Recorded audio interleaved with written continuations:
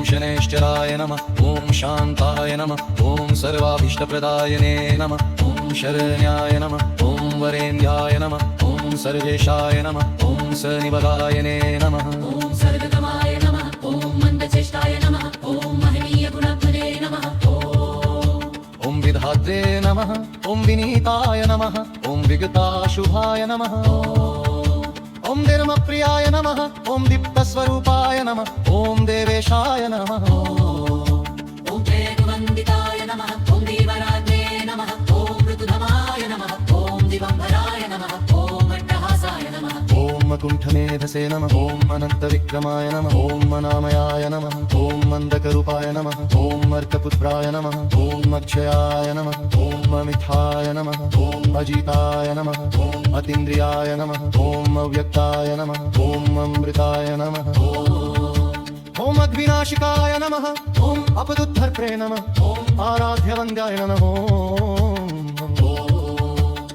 ॐ मार्याय नमः ॐ इष्ठाय नमः ॐ ईशवन्दिताय नमः ॐ उमापुत्रप्रियाय नमः ॐ गुरुक्रमाय नमः ॐ गुरुप्रभाय नमः ॐ ऋग्वेद्यवेद्याय नमः ॐ ऋजवे नमः ॐ गीणादिनाशकाय नमः ॐ एकात्मने नमः ॐ ऐश्वर्यप्रदाय नमः ॐ ओजस्विने नमः ॐ औषधस्वरूपाय नमः ॐ कपिलाय नमः ॐ कल्पवृक्षस्वरूपाय नमः ॐ कामितानिप्रदायिने नमः ॐ कालपुरुषाय नमः ॐ क्षयवृद्धिविधियाय नमः ॐ क्षमावन्दिताय नमः ॐ खगेशाय नमः ॐ खगोचराय नमः ॐ गम्भीराय नमः ॐ गरुडवाहनाय नमः ॐ गदाधराय नमः ॐ गुणातीताय नमः ॐ गुणात्मने नमः ॐ घोररूपाय नमः ॐ घनप्रभाय नमः ॐ खण्डाय नमः ॐ चण्डाय नमः ॐ चराचरगुरवे नमः ॐ छायापुत्राय नमः ॐ जगत्पूजाय नमः ॐ जगत्प्रभवे नमः